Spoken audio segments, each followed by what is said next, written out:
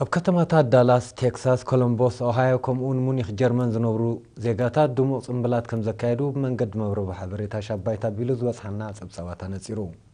ككابوتو نزبط حنا زينا وحبريتا فروين فوتصم بخمس السعب وهيدا طلع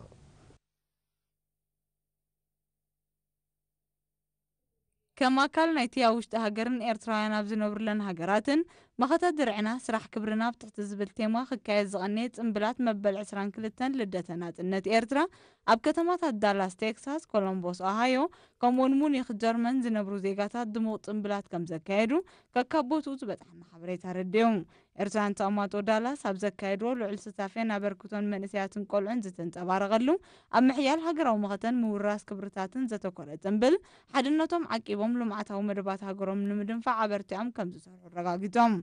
እቲ ኣጋጣሚ ንርዝነትን ክብርን ናጽነት ሃገራዊ ክብረት ንምጉንጻፍ ዝተሓልፈ መሰናኽልን ዝተኸፍለ ዋጋን ከምኡውን ኤርትራ ወለዶታት ዝሕበኑላ ንምግባራት ዝካየድ ዘሎ ልምዓታዊ መደባት ብዘንጸባርቕ ዝተፈላለየ ትሕዝቶ ደሚቖም እምባሩ ካብቲ ቦታ ዝበፅሐና ሓበሬታ ኣመልኪቱ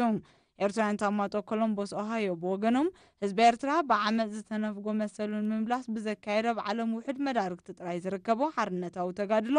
ዘረጋገፆ ሃገራዊ ናጽነት ፍሉይነት ከም ዘለዎ ብምጥቃስ ብፍላይ ድማ ጽምብል መበል 22 ዓመት ናጽነት ብውህደትናን መኸተናን ንኹሉ ሽርሕታት ኣላሽ ኣቢልና ሓቀኛ ምስልና ብዝኾላዕናሉ እዋን ይበዓል ምህላው መልእኽቱ ዕዙዝ ይኽብሉ ስሚሮምሎም በተመሳሳሊ ኣብ ከተማ ሙኒኽ ጀርመን ኣብ ዝተኻየደ ብርክዝ ዝበሉ ኤርትራውያንን ፈተውቲ ኤርትራን ዝተሳተፍዎን ልዑል ሃገራዊ መንፈስ እተንጸባረቐሉን ምዕሩግ ጽምብል ከም እተኻየደ እቲ ሓበሬታ ወሲኹ ረድዮም